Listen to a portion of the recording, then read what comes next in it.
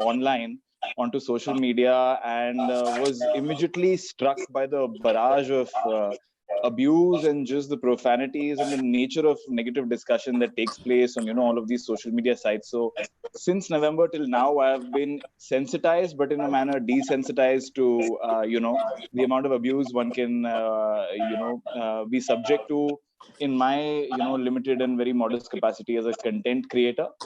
And of course, I'll try and bring in some legal perspectives into this, but I think our panelists would be better placed for something like, to elaborate on those aspects. I see abuse everywhere, but, my first thought, especially as a lawyer, was, how much of this abuse constitutes cyberbullying per se? That question might seem facile and sort of obvious, the answer to it. But I immediately went to, because this is dispute tandem, it's curated by lawyers. So I thought I'll take the liberty to pull out the definition of cyberbullying, not from a statute, because I believe that doesn't exist in the Indian context, but Dr. Jay Shankar, who's a criminologist, his definition for cyberbullying, and I'll just put that out there to frame the discussion, and we can depart from that frame as well. So cyberbullying is basically an aggressive and intentional act or behavior that is carried out by a group or an individual using electronic forms of contact repeatedly and over time against a victim who cannot easily defend themselves, right? So, I mean, while the constituent elements of that very broad definition, we can tackle in some detail and, maybe get into the social context of it with the panelists. But what struck me was the, qualifier right at the end, which is, a victim who cannot easily defend themselves. Now, first I thought of anonymity online and the number of anonymous trolls, and I thought, who can really defend themselves against anonymous trolls? At any rate, but I guess what it's speaking to is the intersectional framework of, how to analyze who is the most vulnerable when it comes to facing cyberbullying. And so from there, I'll just take one more minute before I introduce the panelists to give some data to basically, paint the importance of this discussion, right? So, usually the vulnerable groups are obviously, women, children, vulnerable groups, caste identities, religious identities. But I just took out, some data that was available online very easily. 1 in 4 kids have been bullied more than once, and in total, 43% of the kids have fallen prey to cyberbullying. That's India ranks number 3 out of 25 countries in a survey conducted on online cyberbullying by Microsoft, right? Usage of mobile phones amongst teens is 80%, so it becomes the most popular form of cyberbullying, right? And it is believed that 81% of the youths are getting away with online bullying, which was extremely shocking to me, which made me think of, and I'll put those questions to the panelists later, whether there is a specific framework for adolescents, minors engaged in cyberbullying in India. And 90% of teens agree that they have ignored cyberbullying. So that again, paints to this underlying crisis, mental crisis that's just brewing because people are just ignoring the issue completely. So I realized that there's a lot of deep-seated ignorance, both social and likely legal, about the issue. And so accordingly, I framed 4 questions because I thought of the panelists and I thought, what, you can't find a better panel, a better curated panel to, discuss cyberbullying. And I framed 4 large themes. I'm going to present them in a question form, right? So one is, and a very simple question. So what is cyberbullying? What are its forms, the forms that it takes? And, there are a whole set of questions afterwards. What are the legal provisions that can be pressed into service to initiate action against cyberbullying? What is the complaints mechanism that allows reporting of cyberbullying? So not just the substantive aspect of the law, but what is the process-driven aspect? And and because we have someone from the social media world, we can ask her about what are the individual experiences of cyberbullying and the psychosocial impact, the mental impact that it has on victims and how they deal with it. And then maybe conclude with a round of opinions and thoughts about the general lacunae in crime recognition, prevention, and prosecution, and what is the best possible way forward. Right. So what I'll do now is, with that, I'll just introduce the panel finally. So we have first and foremost Professor Shruti Bedi. She is a professor of law from UILS Punjab University. She is known for exceptional expertise in constitutional law and anti-terror law, and is an author of 2 books on counterterrorism law and co-editor of 4 books She teaches constitutional law, comparative public law, and internal security law to graduate and master's students at the University Institute of Legal Studies, Punjab University. She's also the director of the Center for Constitutional and Public Policy. She's the faculty chair, ADR, and the Client Counseling Board. And she is also a TEDx speaker. You know, as someone who dabbles in academics a little bit myself, I couldn't even get beyond drafting and pleading, you know, teaching drafting and pleading for more than 1 year. So I don't know how you handle so many different aspects of the law. Next we have next we have with us Mr. Navdeep Singh Virk, who is the ADGP Law and Order Haryana. So if, that should already instill fear in some of us. He's an outstanding police officer for his known for his meritorious service and uncompromised competency and integrity. Mr. Virk has 21 years of service experience in the police under Haryana cadre and has been the DSP in 6 districts, namely Ambala, Sonipat, Hisar, Jhajjar, Kaithal, and Gurgaon. All the places that I've actually passed through while you know, driving through to the hills. His work credits include exposing a huge state-wise racket involving the Food Corporation of India. As the SP of Gurgaon, and this is something I was personally following when it was unfolding, he was instrumental in, you know, catching or exposing a statewide, you know, a sort of a racket involving various mafias and gangs in the telecom sector. So, which had a major, you know, which had major cascading impacts on where we are today in the telecom sector, generally speaking. We have Mr. Tanveer Ahmed Mir, a personal idol, although he doesn't know it. I've been following him all the way since the since the Arushi Talwar defense, and you know, when he made himself available publicly for the likes of us young lawyers at that point of time. So he's obviously a veteran and a profound attorney, and you know, he's known. Again, he also has 21 years of experience in criminal litigation. He is the founder and partner of Lex Alliance. He has successfully defended the accused in various cases, you know, 2G Spectrum, Arushi Talwar, Ryan School murder case, the Citibank scam, and Augusta Westland, where I don't know if he knows, but you know, I was a junior lawyer. It was one of my first jobs, and we were working as defense counsel for Mr. S.P. Tyagi. So I have seen him in court many times from the sidelines, and it's an honor to have you, sir. Thank you very much. And always a pleasure. Right, sir. And last but not the least, we have Dolly Singh, a good friend of mine. She's a content creator. She is what they call a social media influencer, but she's much more. You know, she's a versatile actor. She's known for her witty and one-of-kind sense of humor. She used to be a senior content creator at iDiva. Now she does her own content creation. She's an actor associated with Netflix, and you know, and also has a very popular YouTube channel and Instagram handle. So I thank all my panelists for being here. Now what I'll do is I'll open up the floor one by one to each of the panelists to basically give their introductory remarks on the issue. Maybe we can take 2 to 3 minutes, you know, with introductory remarks, and we can maybe start in the order that I introduced the panelists. So Professor Bedi, if you know, you can start, that'd be great. Thank you, Mr. Manu Chaturvedi. You're doing, by the way, you're doing a fantastic job of moderating, which you were trying to, which you said you would try to. So thank you, and it's indeed an honor to be a part of this panel, illustrious panel, if I may say. The topic which has been chosen today by the team of Disputandum is actually something which concerns the youngsters, or rather the younger lot, to a larger extent than the other group. And especially during the lockdown, when there was no other means of accessing any other source of interaction, the internet was perhaps the most used platform.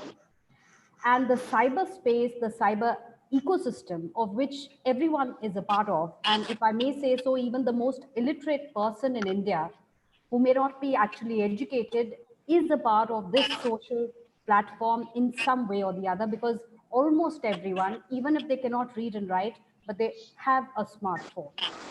And like you said, Manu, about the vulnerable group, actually the most vulnerable group that we are talking about today in terms of cyberbullying, especially, is the younger lot, but this kind of invasion of privacy, whether it is identity theft or cyberbullying, does not spare anyone.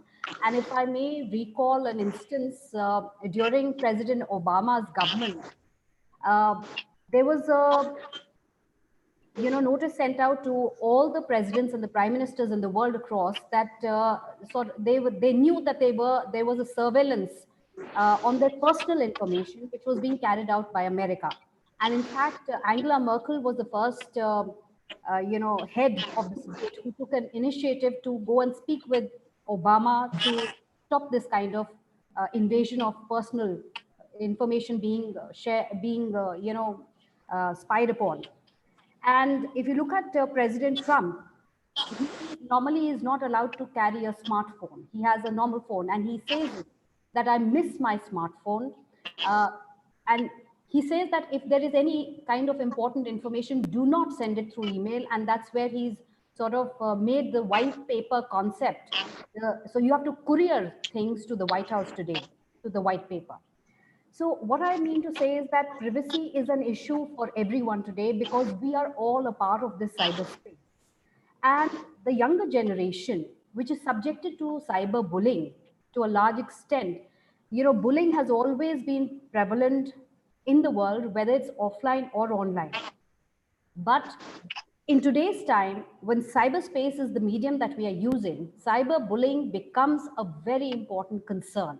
And in fact, like you gave the statistics, it is one of the fastest rising issues of concern to us today.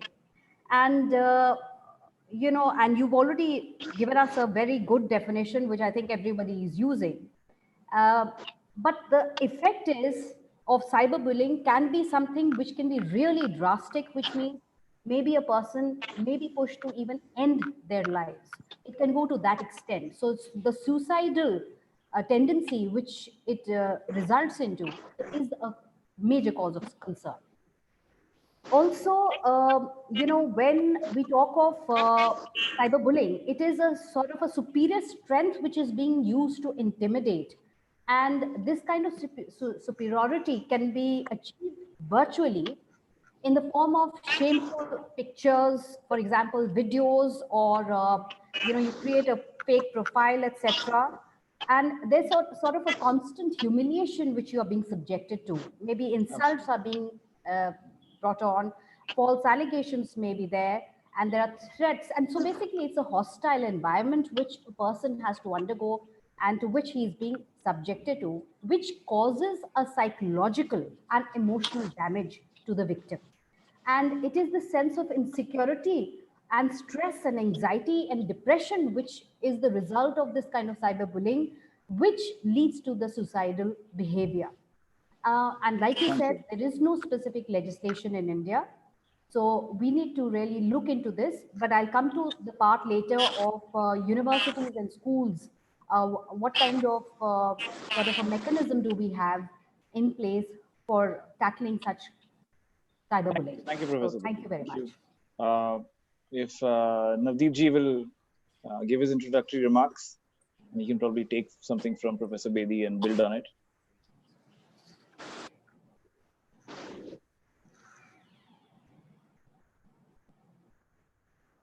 I think you're muted, sir. Thank you. Hello. Thank you. First of all, thanks to Team Disputandum and all my participants for being here and giving me an opportunity for being part of this webinar. Being part of the law enforcement, I would like to, focus on the part, because once you are faced with cyberbullying and once you are faced with identity theft and all sorts of cybercrime, so what is it that people need to do, the citizens need to do, those who are facing all these problems need to do? And first of all, let's just run through the broad framework we have in India to handle these issues. And I'll also touch upon the shortcomings which we see in everyday working of police, and then maybe later the participants or some of the viewers, maybe I don't know how it works, but I would like to field some questions which you all may have regarding the police working, because ultimately when a crime happens, everybody has to fall back on the police, kind of for help. So I would not read out the sections of law which you find online. What are the sections of law which are attracted in case of cyberbullying or identity theft? I would rather talk on how to go about once you are faced with such problems. So in case of any kind of crime, as we are aware that we are supposed to report to the police. Now, in today's world, there are many sort of reporting mechanisms which everybody may not be aware of, and especially for cybercrime. So first of all, as everybody knows, the police station is always available. The local police station is always available, and anybody can go and report a crime or attempted crime in the police station, and he's supposed to give a written complaint. And in case of cybercrime, there are various online reporting mechanisms available. For example, there is a nationwide project called the Crime and Criminal Tracking Network System, which is called the CCTNS system. And as part of the CCTNS system, we have a citizen portal. So each state, because police and law and order is a state subject, so each state has its own portal. For example, the Haryana portal is called Har Samay. So harsamay.gov.in, if you open, any citizen can go in, make a login account and report his crime. And it will be, pursued by the relevant investigation organization. For cybercrime, specifically, Government of India, the Ministry of Home Affairs has been doing a lot. And there is an initiative called the I4C initiative. So this is important because I would like everyone to know that it has 7 parts. So first is the National Cybercrime Threat Analytics Unit. The second is the National Cybercrime Reporting Portal, which is important for this discussion. Third is a platform for joint cybercrime investigation team. Fourth is the National Cybercrime Forensic Laboratory Ecosystem. Fifth is the National Cybercrime Training Center. Sixth is the Cybercrime Ecosystem Management Unit, and seventh is the National Cybercrime Research and Prevention Center. Now, this is not a very old, program, and it started about a year and a half back, and many of the aspects are still work in progress. But let me tell you that the website cybercrime.gov.in is very much working, and all the state police forces are a part of that. So any citizen, if he has a cybercrime related complaint, can go and log his complaint on that portal. He can do it giving his name, mobile number, email ID, or he can even do it anonymously. And how it works on the back end is that that complaint is transmitted to the concerned state. From the state headquarters, it is either handled in the specific units, or it may be transferred to the district. So in whatever time it takes, then the citizen is made aware of what has happened on that. So this is the broad framework, and in all the states now we have specific cybercrime investigation police stations also. Like in Haryana, we have 2. One is in Gurugram, and the second is in Panchkula. So these the Gurugram unit has only jurisdiction over Gurugram, and the Panchkula unit has jurisdiction over the whole state. And we have already, the government has already approved setting up 6 more cybercrime police stations. So I think all the states, the cybercrime angle is being taken up seriously, and a lot of things are being done now. So that is what. Thank you, sir. Thank you. So we can get into the details of each one of these and whether there is an architecture, supporting architecture around it in the broader context in a bit. So now we'll go for Tanveer sir's opening remarks. And sir, the floor is yours.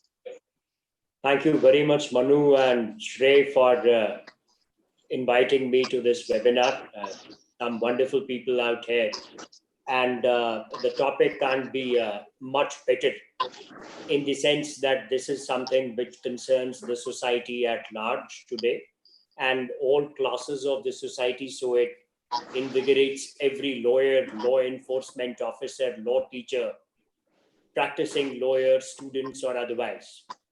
And you have rightly, pushed the button that cyberbullying is something, which is a stark reality now, and it's all over the place and in all forms. Uh, Whenever you go on, websites and social networking platforms, or even when you read these articles on your mobile phone, so there will be a comment column, and suddenly you will find comments, which are so bizarre and so insulting. Even there are comments to a large scale, which have very stark religious ramifications. The point of biggest contention today is that, in view of the fact that such a strong, this the social network platforms as they were devised were thought to be a process by which people all across the world will get socially invigorated. They will have a progress in their life. They will use it for more education and knowledge sharing platforms. But it has attained a very huge dark side as well. The biggest problem I see it as a practicing criminal defense lawyer is that there are hardly any remedial mechanisms for a victim of cyberbullying to take such bullying to a logical conclusion. My opening remarks are that the covenants of the statutory legislation, either under the Information Technology Act 2000 or under the Indian Penal Code, are completely inadequate. The Indian Penal Code was incorporated when, even I think about 15 years back, one wouldn't even thought about that there will be something called as cyberbullying as well. So our legislators, are always known to, keep sleeping for eternity and perpetuity. What Mr. Virk said, that there are a number of these organizations. On ground reality, these organizations, according to me, are nowhere. And there is no remedial mechanism to a rare victim of cyberbullying. Lest, there is a particular legislative system put into place. One can only, if tomorrow a victim of cyberbullying goes to Manu Chaturvedi or to Shrey Goyal or to any advocate, he's to think about a process as a complainant counsel, that how I can take this insult to a law enforcement agency. Do I have a right? Now, if the statute does not provide you a mechanism to invigorate the law enforcement agency for the purposes to have, first of all, a cognizable offense where the state can lodge a criminal proceeding and start a prosecution, what you are left to is a section called as, in the chapter of IPC called 503, criminal intimidation or criminal insult. Now, ordinarily in Delhi and many states of India, the offenses of criminal insult and criminal intimidation are non-cognizable. So even if I go to a police station in Gurgaon, I go to Kaithal, I go to Chandigarh, or I go to any police station in Delhi, no FIR and no cognizable offense can be registered. So one is to then file, a private complaint and then invigorate a criminal process, so that somebody who has indulged in this kind of an activity is, taken to task. But at the end of the day, the person who indulges in these kinds of horrendous activities knows that there is nobody to question him, there is nobody to, catch his neck, and he will not be at pressure at all.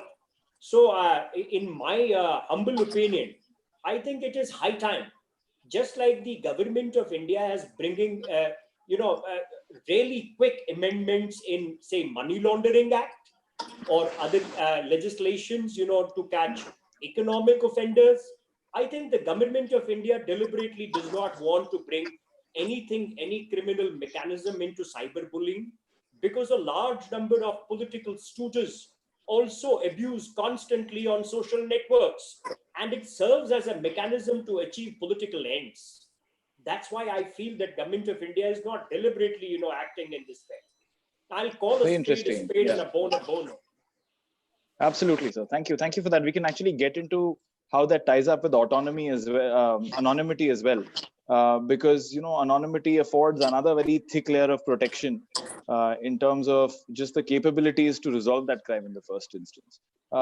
If we can just have a short comment from Dolly as well on how an introductory message, if you will, on how she perceives the world of social media. Because she is, a daily participant and I'm sure a daily recipient of a lot of unsavory comments. So I think that cyberbullying, or I don't know, any kind of hate on social media has been going on for ages. I remember even in the days of Orkut or these platforms when they just started coming up, even then we had fake accounts of us being made. We were told not to put our real pictures on the internet because they would get misused. So that fear has always been there, and now it's so widespread that every second comment you get can be hateful and can have those kind of effects. And these are all anonymous accounts most of the time. These are all people with no faces, random names, and they will say whatever they have to say. While some of them can be very stupid, as I may call it, in the sense that they don't really have any argument in place. They'll just call you names or throw slurs at you or abuse you. Some can be actually really well thought of and could target you in a way where it's like it comes from a place where that person has actually researched about you and has somehow been able to target the points that want no one to target or see and talk about them in front of the people. So I mean, it's very widespread. When it comes